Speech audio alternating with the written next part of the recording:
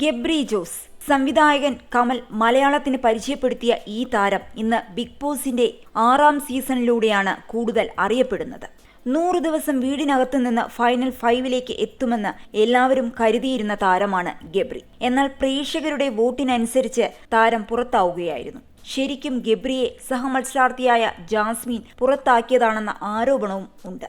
ഈ വിവാദങ്ങൾക്ക് മറുപടിയുമായി മൈൽ സ്റ്റോൺ മേക്കേഴ്സിന് ഗബ്രി ഒരു അഭിമുഖം നൽകിയിരുന്നു. സുഖിപ്പിക്കുന്ന ചോദ്യങ്ങൾ പ്രതീക്ഷിച്ചെത്തിയ ഗബ്രിയോട് സുഖകരമല്ലാത്ത ചോദ്യങ്ങളാണ് അവതാരകൻ ചോദിച്ചത്. ഉത്തരം മുട്ടി വീണിടത്ത് കിടന്നുരുളുന്ന ഗബ്രിയെയാണ് അഭിമുഖത്തിൽ ഉടനീളം കണ്ടത്. അതിലെക്കുറിച്ച് സംഭവം പ്രേക്ഷകരോട് പറയാം. കപ്പടിച്ചില്ലെങ്കിലും 100 ദിവസം അകത്തു നിൽക്കണമെന്ന് ആഗ്രഹിച്ച ആൾ പെട്ടെന്ന് പുറത്താകുന്നു. എവിടെയാണ് പണി പാളിയതെന്നാണ് ആങ്കറുടെ ചോദ്യം. പണി പാളിയിട്ടില്ല, പുറത്തു വന്നത് എന്റെ കാൽക്കുലേഷൻ ആയിരുന്നെങ്കിലോ എന്നാണ് ഗബ്രിയുടെ മറുചോദ്യം. അവിടെ നിന്നാൽ സാമ്പത്തിക ലാഭം മാത്രമാണ് കിട്ടുന്നത്. 100 ദിവസം നിന്നാൽ 50 ലക്ഷം രൂപ കയ്യിൽ കിട്ടും. പൈസയെക്കാളും എനിക്ക് വലുതാണ് സിനിമയെന്നാണ് ഗബ്രി ആങ്കറോട് പറയുന്നത്. പിന്നെ ഗബ്രി ഹൗസിലായിരുന്നപ്പോൾ പുറത്തു വന്ന വീഡിയോകൾ, അതായത് ജാസ്മിനും ഗബ്രിയുമൊത്തുള്ളത്. ഈ വീഡിയോയ്ക്ക് വന്ന കമന്റുകൾ ആങ്കർ വായിക്കും. അതിന് ഗബ്രി അഭിപ്രായം പറയണം. ആദ്യം വായിക്കുന്ന കമന്റ്: ജാസ്മിന്റെ നിഴലായി ബിഗ് ബോസ് വീട്ടിൽ തുടരുന്നതാണ് ഗബ്രിയുടെ പരാജയ കാരണം. ഇതാണ് ആദ്യ ചോദ്യം. അതിന് ഗബ്രിയുടെ മറുപടി: ഐ ഡോണ്ട് എഗ്രി. ജനങ്ങൾക്ക് വിമർശിക്കാൻ അവകാശമുണ്ട്. നിങ്ങൾ കണ്ടത് എഡിറ്റഡ് വീഡിയോസ് മാത്രമാണ്, ഒരു ക്യാമറയിലെ മാത്രം വിഷ്വൽസ്. ഞാൻ നിഴലായിരുന്നെങ്കിൽ ജാസ്മിൻ ആയിരുന്നു കൂടുതലും പവർ റൂമിൽ വരേണ്ടത്. ഞാൻ 5 പ്രാവശ്യം പവർ റൂമിൽ വരുമായിരുന്നില്ല. ഞാൻ താഴെ നിന്ന് പണിയെടുക്കേണ്ടവനായിരുന്നു. നിങ്ങൾ പേർളി ശ്രീനീഷ് സ്ട്രാറ്റജി എടുക്കാൻ നോക്കിയിരുന്നു എന്ന ചോദ്യത്തിന് അത്തരമൊരു സ്ട്രാറ്റജി എടുത്തിട്ടില്ല. ഞാൻ ഇന്റലിജന്റ്ലി പ്ലേ ചെയ്യാനേ നോക്കിയിട്ടുള്ളൂ എന്നാണ് ഗബ്രി പറഞ്ഞത്. അടുത്തത്: ഇത്തരമൊരു പ്രണയം ഫേക്ക് ആയിട്ട് ക്രിയേറ്റ് ചെയ്യുന്നതും ഗബ്രിയുടെ ഇന്റലിജൻസ് അല്ലേ? കാരണം ഗബ്രി പറഞ്ഞിരുന്നു അത് ഓൾറെഡി ഗെയിമിന്റെ ഭാഗമായിരുന്നു എന്ന്.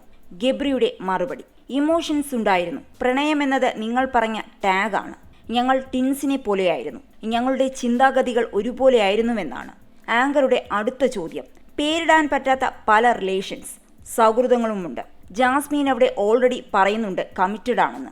ഗബ്രി: അത് ജാസ്മിൻ മെന്റലി ബ്രേക്ക് ഡൗൺ ആയപ്പോഴാണ് പറയുന്നത്, അതിനു മുൻപ് പറഞ്ഞിട്ടില്ലെന്നാണ്. ആങ്കർ: അത് ഗബ്രിയോട് പറഞ്ഞിട്ടുണ്ടെന്ന് ജാസ്മിൻ പറഞ്ഞിരുന്നല്ലോ. കമ്മിറ്റഡ് ആണെന്ന് എന്നോട് പറഞ്ഞില്ല. എന്നോട് പറഞ്ഞത് ഒരു സ്ഥലത്ത് ഒരാളോട് എന്റെ കല്യാണം പറഞ്ഞുറപ്പിച്ചു വച്ചിട്ടുണ്ടെന്നാണ്. കല്യാണം ഉറപ്പിച്ചു വെക്കുക എന്ന് പറഞ്ഞാൽ അതൊരു കമ്മിറ്റ്മെന്റ് അല്ലേ എന്ന് ആങ്കർ. ഒന്ന് തർക്കിക്കാൻ നോക്കിയ ഗബ്രി പെട്ടെന്ന് അടങ്ങിയിട്ട് കമ്മിറ്റ്മെന്റ് ആകാം എന്ന് മറുപടി പറയുന്നു. അങ്ങനെയെങ്കിൽ അങ്ങനെയൊരു കമ്മിറ്റ്മെന്റ് ഉണ്ടെന്ന് പറഞ്ഞിട്ടും ഗബ്രിയുടെ ജാസ്മിനോടുള്ള സമീപനത്തിൽ മാറ്റം വന്നിട്ടുണ്ടോ? എങ്ങനെയുള്ള സമീപനം? ഗബ്രി എടുത്തു ചോദിക്കുന്നു. ടച്ച് ചെയ്യുന്നതും കിസ് ചെയ്യുന്നതും. ഇതിനുള്ള മറുപടി ഗബ്രി സ്ഥിരം അഭിമുഖങ്ങളിൽ പറഞ്ഞത് തന്നെയാണ്. ടച്ച് ചെയ്യുന്നത് തെറ്റാണോ എന്ന സ്ഥിരം പല്ലവി. ആങ്കർ വിട്ടില്ല. കമ്മിറ്റഡ് ആയിരിക്കുന്ന ആളെ കിസ് ചെയ്യുന്നത് തെറ്റാണോ എന്ന മറു ചോദ്യവുമായി ആങ്കർ. ഗബ്രി: നിങ്ങൾ ഫ്രണ്ട്സിനെ കിസ് ചെയ്തിട്ടില്ലേ? ഇല്ലെന്ന് ആങ്കർ. ഞാൻ ചെയ്തിട്ടുണ്ട്, എനിക്കത് തെറ്റല്ലെന്ന് ഗബ്രി. പിടിവിടാതെ ആങ്കറുടെ അടുത്ത ചോദ്യം: ഞാൻ ചോദിക്കുന്നത് ഓൾറെഡി പബ്ലിക് പ്ലാറ്റ്ഫോമാണ്. അതുപോലെ ഗബ്രി പറയുന്നുണ്ട് ജനവിധി മാനിക്കുന്നുവെന്ന്. അപ്പോൾ പ്രേക്ഷകരുടെ വിലയിരുത്തലുകളും കാഴ്ചപ്പാടുകളും ഉൾക്കൊള്ളേണ്ടതുമുണ്ട്. ജനവിധി എന്നാൽ വോട്ടാണെന്ന് ഗബ്രി. ഈ വോട്ട് വരുന്നത് എങ്ങനെയാ? മത്സരാർത്ഥികൾ എങ്ങനെ ഗെയിം കളിക്കുന്നു, അവരുടെ സ്ട്രാറ്റജി എന്താണ്, പെരുമാറ്റം, ഇതൊക്കെ നോക്കിയാണ്. ഇതൊക്കെ സമൂഹത്തിന്റെ പ്രശ്നമാണെന്ന് പറയുമ്പോൾ, താൻ ചെയ്തത് തെറ്റല്ലെന്ന് പറയുമ്പോൾ ജനങ്ങളുടെ കാഴ്ചപ്പാടിനെ മാനിക്കുന്നില്ല എന്നുകൂടി അതിനർത്ഥമില്ലേ? അതിന് അധികം നോമിനേഷനിൽ വരാൻ കഴിയാത്തതുകൊണ്ട് ജനവിധി അറിയാൻ കഴിഞ്ഞില്ലെന്നാണ് ഗബ്രിയുടെ മറുപടി. ബിഗ് ബോസ് ഇതുവരെ എന്നോട് പറഞ്ഞിട്ടില്ല ഗബ്രി ജാസ്മിനോട് സംസാരിക്കരുത്, ഗബ്രി ജാസ്മിന്റെ ദേഹത്ത് തുടരുതെന്ന്.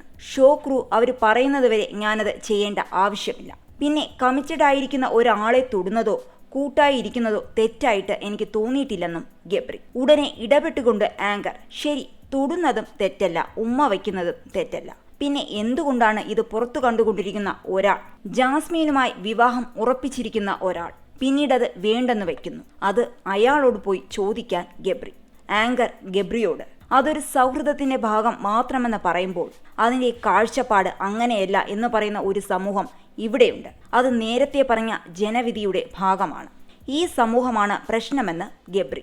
ഇന്റർനെറ്റിലൂടെ വന്ന അറ്റാക്ക് താങ്ങാൻ ഇമോഷണലി വീക്കായ ഒരു വ്യക്തിക്ക് കഴിയില്ലെന്നും അവിടെയാണ് ഈ സൊസൈറ്റി എന്ന വാക്കെന്നും ഗബ്രി. എന്തുകൊണ്ടാണ് ഗബ്രി പ്രേക്ഷകരുടെ വ്യൂ പോയിന്റുകളെ മാനിക്കാത്തത്?